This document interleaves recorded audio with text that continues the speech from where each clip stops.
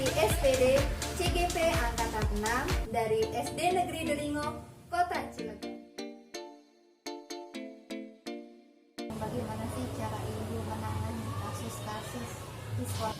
Sebenarnya banyak ya kasusnya yang Ibu alami, tapi yang paling Ibu ingat itu salah satu contoh, ada kejadian antara anak dengan anak ya biasa ya, anak dengan anak biasa, tapi orang tua ikut campur.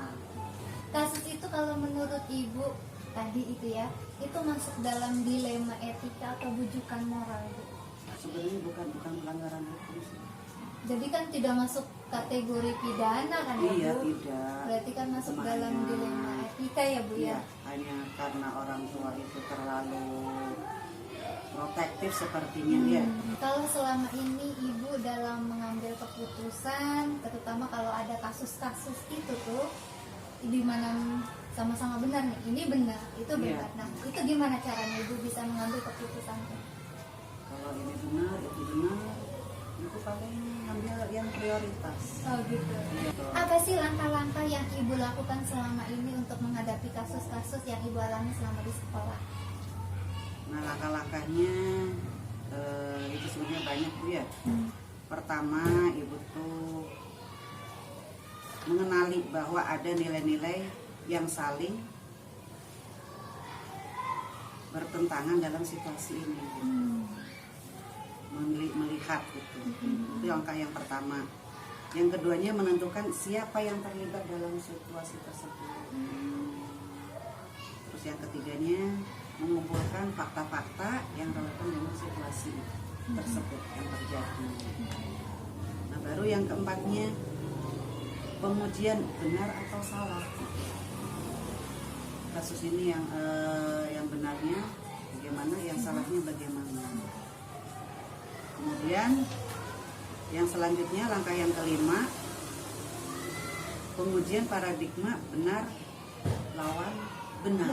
Nah, lawan benar itu yang dinamakan dilema etika ya. Nah, kalau yang satu lagi yang benar dengan salah, benar lawan salah itu bukan moral.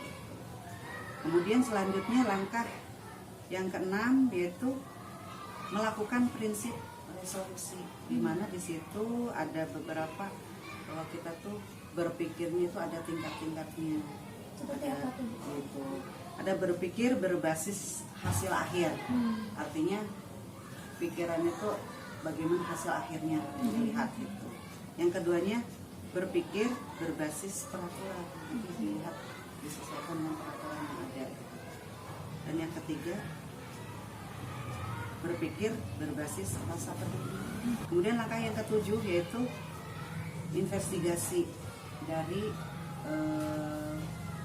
orang-orang yang terlibat dalam kasus tersebut. Delapannya membuat keputusan, tadi dilihat keputusan yang terbaik, kemudian direfleksikan. Dan apa sih yang membuat Ibu anggap ini nih efektif loh langkah yang Ibu tadi terapkan? Efektifnya itu kalau misalnya terjadi suatu kasus, nah kita itu harus memberikan langkah cepat gitu, cepat dan tepat sasaran, dan Respon cepat ya, Bu, ya? respon cepat dan tidak merugikan berbagai pihak yang terlibat dalam kasus ini. Ada nggak sih Bu tantangan ketika Ibu mengambil keputusan? Betul, tantangannya itu Ibu tuh harus betul-betul bisa mengambil keputusan yang terbaik, yang bisa diterima oleh orang banyak, kemudian tidak merugikan orang-orang yang terlibat dalam kasus itu. Nah, ada kasus ini, apakah Ibu membuat jadwal ataukah seketika ada kasus dilema etika Ibu langsung selesaikan, ataukah ada prosedur yang Ibu tetapkan atau gimana Bu? Itu tidak terjadwal. Pembahasan Ibu tadi ya. Iya. Berarti kan ada seseorang yang membantu Ibu Iya, ya betul, ketika dalam betul. penyelesaian Iya. kasus ini ya Bu ya. Tetap Ibu juga minta pendapat dari orang lain, anak orang lain. Dari pengalaman Ibu, menurut Ibu pembelajaran apa sih yang dapat Ibu petik dalam mengambil keputusan sehingga kasus dilema etika itu bisa diselesaikan? Pengalamannya yang Ibu dapatkan, sebagai pimpinan harus bisa berpikir lebih bijaksana. pengalamannya itu pertama itu. Kemudian yang keduanya, saat mengambil keputusan juga kita harus betul-betul memikirkan bagaimana keputusan itu supaya tetap tepat sasaran, kemudian dengan cepat dan diterima oleh orang banyak, sehingga yang terlibat dalam kasus tersebut itu juga bisa menerima dengan lapang dada. Dari kasus tadi, menurut Ibu itu masuk dalam kriteria dilema etika atau rujukan moral ya Bu ya? Kalau menurut saya itu masuknya ke dalam dilema etika. Ya, dilema etika. Dia merasa dilema amat nih suatu keputusan yang harus saya ambil itu ya. Di satu sisi kasihan sama ini anak yang nanti dikeluarkan. Di satu sisi ini anak korban dari teman-temannya. Pasti Ibu bisa membedakan dilema etika kalau yang rujukan moral itu kenapa?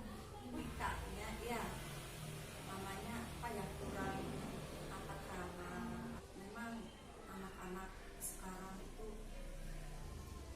moralnya bagaimana ya, karena mungkin pengaruh dari IT ya, HP tersebut ya, dari itu ya Ini memang dalam kasus ini memang tidak ada pelanggaran hukum ya Bu ya? itu 7 tahun sampai 13 tahun itu kan memang belum ada hukum pidana ya, belum kena gitu. Tapi ya itu tadi hukum etika kita perlu bimbing. Yang tadi dalam kasus-kasus dilema etika yang dibarang tadi, bagaimana Ibu menentukan keputusan? Kita harus mengikuti aspirasi dari wali murid ya, harus bagaimana sebagai seorang pemimpin pembelajaran. Pertama saya panggil dulu anaknya tuh, setelah itu ditanya satu persatu.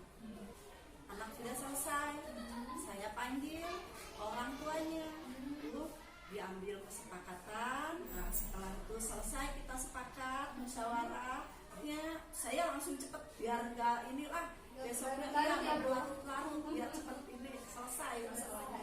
Ya hanya sebagai penengah, tapi dengan suatu keputusan yaitu perjanjian bahwa tidak boleh melakukan seperti itu lagi. Selalu memantau baik itu di kelas, maupun dalam pembelajaran ataupun pada waktu istirahat. Langkah yang Ibu lakukan itu luar biasa ya, dari manggil anaknya sampai manggil orang Iya, tuanya koordinasi. sampai akhirnya Ibu membuat perjanjian gitu. Kayaknya ini hal yang paling efektif lah. Betul. Saya luangkan waktu gitu kan, Betul. sampai kan ada tantangan nih sempat orang tuanya gitu ya Bu. Betul, Tantangannya tantangan memang itu. dari orang tua ya Bu. Orang tua, terutama orang tua yang tadi itu ya, tantangannya Masya Allah. Jadi berdasarkan pemaparan Ibu, berarti sebenarnya saat Ibu ada kasus dilema etika ini, Ibu tidak mempunyai jadwal ya, tapi Ya. Ibu langsung selesaikan Betul. biar tidak berlarut-larut. Kalau di jadwal kayaknya malah nggak selesai Ya, gitu ya, karena Bu, kalau ya. sesuai jadwal kita kan nggak tahu namanya manusia ya, Ya. entah apa yang terjadi kan. Begitu saya ambil keputusan, tak, yuk kita udah selesai, biar selesai beres. Ada nggak sih dari penyelesaian kasus itu, atau ada seseorang atau ada faktor lain yang membantu Ibu dalam penyelesaian kasus tadi? Yang membantu dalam penyelesaian kasus saya itu, saya panggil PAI yang memang berkompeten dalam hal etika dan moral tersebut. Mungkin ada yang bisa Ibu refleksikan atau Ibu simpulkan dari kasus tadi, apa kira-kira? Kesimpulannya dari kasus tadi ya, pertama itu kita sebagai pemimpin pembelajaran, jadi kesimpulannya satu, pantaulah anak pada waktu istirahat. Kalau di kelas udah biasa ya. Yang kedua, kita ini ajak kerjasama dengan wali murid semuanya untuk mengarahkan bagaimana sih supaya anak tersebut mempunyai etika yang bagus, moral yang Orang tua bagus ya. ya, dari orang tua. Ketiga, kita harus memberikan solusi yang tepat ya kepada suatu permasalahan. Yang keempat, pada sekarang ada IT sih ya, mungkin boleh saja yang namanya apa, itu kita ya handphone, kita melihat itu. Tapi ayo dampingi anak supaya tidak melihat konten-konten yang tidak sesuai dengan usianya. Nah itu aja kesimpulannya Bu dari Saya banyak dapat pengalaman dari Ibu Kepala Sekolah yang luar biasa. Mudah-mudahan nanti